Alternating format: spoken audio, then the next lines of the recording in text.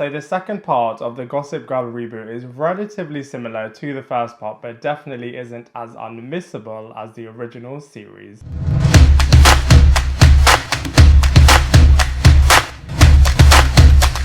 Hello everybody and welcome back to my channel Lifestyle Critic. I hope you're having a brilliant day. So in this video we are going to be reviewing the second part of the first season of the Gossip Girl reboot, and HBO Max are dropping it in 2 batches instead of episodic weekly like they had with the first part of the first season. Now whilst this isn't as epic or as escapist as the brilliant original series was, you know, there is still enjoyment to be had in the second part of the first season, and it is very similar, I guess, to the first half, but it definitely has way more hard-hitting storylines in this second part, and the finale of the second part is pretty promising, which really does mean that the second season will hopefully be a lot more aligned to the original series. But anyway, we are going to be breaking it all down for you in this TV series second part review. So the Zoya, Obi, Julian love triangle wasn't as big or as much of a focus in the second part as it was in the first part of the first season. But that being said, I thought that it would have been a little bit more explosive, especially with how they ended the first half of the first season. But you know, that being said, you did understandably see that the Zoya character was reacting pretty badly to the revelation that actually behind her back, her sister and her boyfriend were sleeping with each other. But that being said, the storyline kind of fizzled out pretty quickly, and even though Julian was constantly trying to get the Obi character back, even in the finale of this season, meanwhile the Obi character kind of got over Julian relatively quickly and was then dating and seeing other people. But I just feel like these 3 characters then really prioritized their friendship and really were able to just kind of get on with each other, which I think is great and fine as people. But as far as the TV show is concerned, I really feel like they could have had so much more fireworks, especially like they had in the original series. Next up, we had a pretty big storyline which revolved all around Julian's father, the Davis character, and they definitely were exploring this world's equivalent to the Me Too movement. And I feel like from Julian's character's perspective, she was totally cancelled by this because everyone was misunderstanding how the videos that Gossip Girl was posting was making this character look. And I feel like that aspect of this storyline was really, really interesting in terms of an innocent person kind of losing everything despite the fact that she was actually standing against her father and standing up for the people that he was wrongly abusing. So I feel like this character was really, really heavy, and the impact on loads of other characters I feel like was actually handled really, really well. Next up, we have the Aki, Audrey and Max triangle, and how Aki and Audrey aren't really fitting together that well and really need the Max character to really complete them. And I feel like especially in the final episode of this season, that was handled really, really well. And I'm really intrigued to see where these 3 characters are going to be in the next season. But that being said, I do feel like this storyline really did drag on across this season, and the Max character definitely wasn't as captivating as he was in the first half of the first season. That being said, you can understand why, especially after all of the troubles that are happening in his house. Then we have what I feel like was the most interesting aspect of the first season of Gossip Girl, which is focusing on the teachers and actually seeing that they are the people behind all of Gossip Girl's magicness. And I feel like that is such an interesting aspect to really focus on it, because obviously we only saw a little bit of what Dan Humphrey was like when he was the person behind Gigi, whereas this time you really get to see all of the ins and outs of it. And I thought that was really, really interesting, especially seeing the Kate and the Jordan character, this time having Gossip Girl taken away from them by the even more ruthless teachers, and just seeing how this is compared to Kate's consciousness and how she is using Gossip Girl in a slightly different way, whereas when these new batch of teachers are using it, they were way more savage and actually were a little bit more similar to how Gossip Girl was in the original series. So I just felt like that dynamic was so fascinating. And I feel like in the second season, especially what happened in the finale, I feel like the Kate character is actually going to be a lot more like how these ruthless teachers were. And I just feel like those ruthless teachers just added so much more dynamism and were just really, really great in the few episodes that they were in there for. And I feel like they wrapped up the Rafa storyline really, really well in the first episode of the second half of the first season. I also really liked how they had a separate storyline for the Zoya character. I feel like all of the different characters work a little bit better when they're kind of having their separate storylines and then when they come together,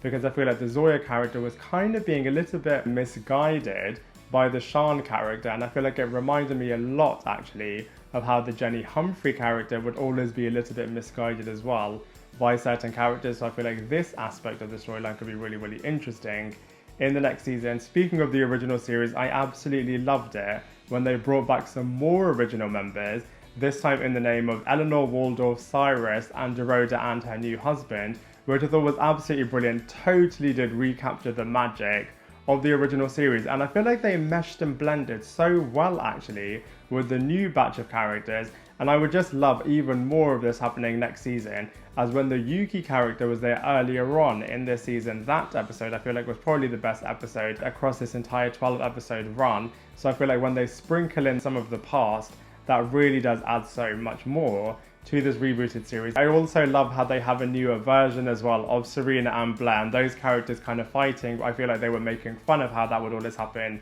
in the original series. But that being said, even that throwback, I feel like they should focus a lot more actually on these characters actually, as they do mirror the original really, really well, and it does kind of make you want to see similar antics to what you saw originally with Serena and Blair. So I hope the second season and future seasons are a little bit more aligned to how they were originally. But you know, all in all, I feel like the show definitely got a lot more fun as the episodes were progressing, and they were good, but I just feel like they weren't as great, as I keep saying, as the originals were. But you know, all in all, from a storyline point of view, they were actually relatively decent.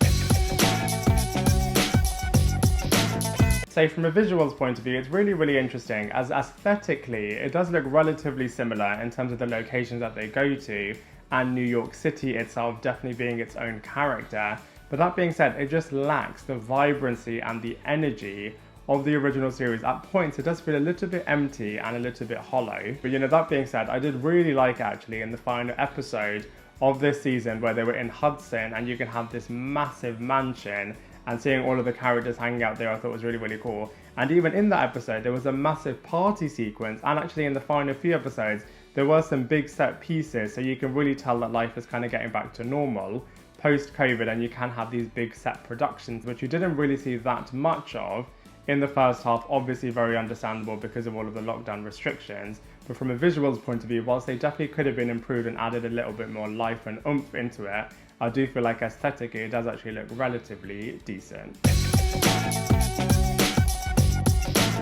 So from a comparisons point of view, obviously this show is incomparable to the original series, which was just miles better and just so much more iconic as well. That being said, I do really like how pretty much every single episode does have at least one reference back into the past, whether it's a character, whether it's imagery, or even if it's just talking about what a particular character used to do in the past. I think that aspect is really, really cool. Like I said, the Yuki episode is pretty much the best episode across the entire 12 episode run.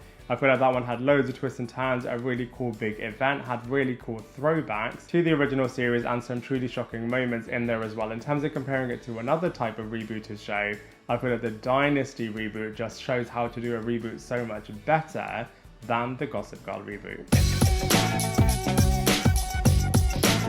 So I really, really enjoyed the final few moments in particular of episode 12, and I really thought it was fascinating how the Kate character was just constantly getting pushed and pushed and pushed by first entitled rich people, then the Nick character who she was really respecting and confiding in, and seeing him really throwing her back was really, really shocking. And then the Julian character, having that conversation with her, I really feel like next season the Kate character is just going to hold no punches back.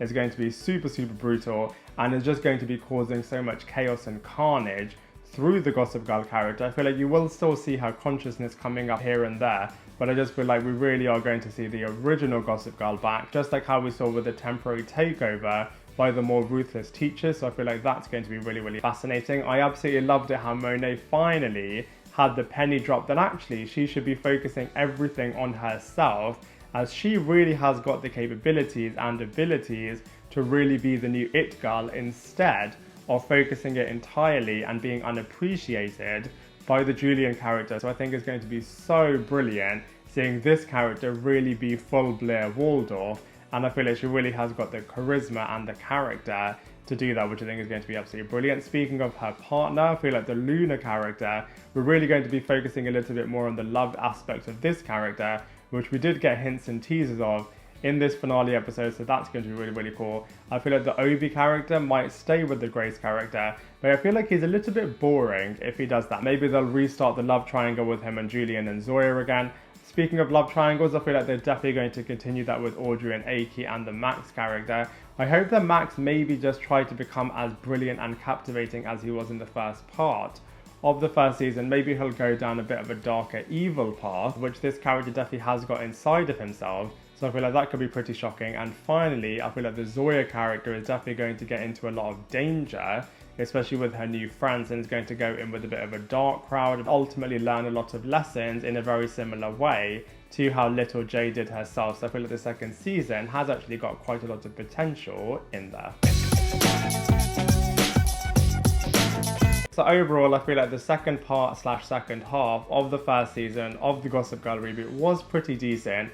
I feel like they have got a lot of ingredients and elements and aspects that they really can shake up to really make this reboot so much better and a lot more iconic, like it was in the original series. But I feel like ultimately it just hasn't really tapped into that potential just yet. And I feel like it's good, but like I said, just isn't that great. And it really doesn't feel like you're really focusing on the scandalous lives of Manhattan's elite anymore. But like I said, it definitely has got potential, and I am really hopeful that second season will be a vast improvement on the first season. But you know, that being said, for all of those reasons, I'm going to give it a solid 5.5 out of 10.